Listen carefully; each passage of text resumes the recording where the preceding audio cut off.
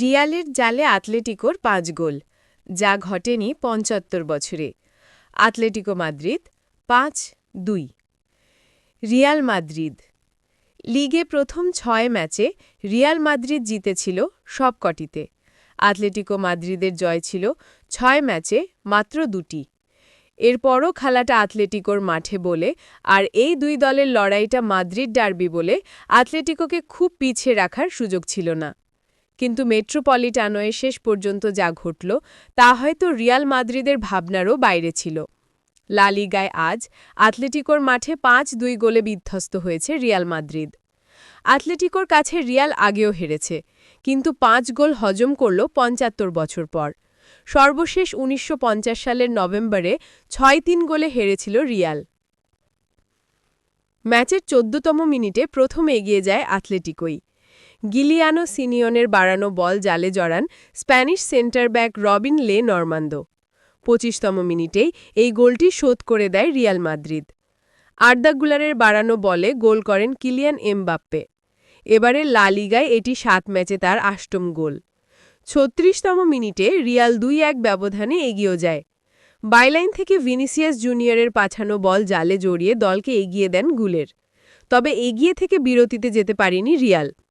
প্রথমার্ধের যোগ করা সময়ের ৩য় মিনিটে কোকের আসিস্টে জেডে আতলেটিকোর পক্ষে স্কোরলাইন ২-২ করেন আলেকসান্ডার সরলাত।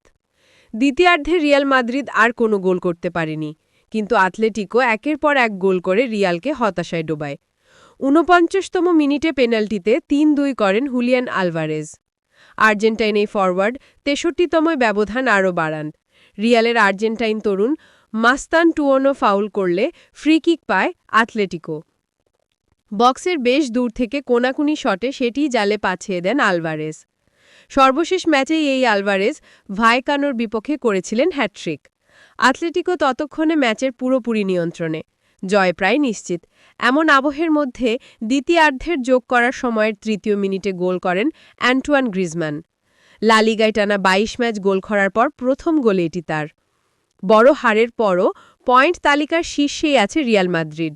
৭ ম্যাচে ১৮ পয়েন্ট দলটির। আতলেটিকো মাদ্রিদের মৌসুমের ৩য় জয়ে মোট ১২ পয়েন্ট নিয়ে তালিকার ৪র্থ স্থানে।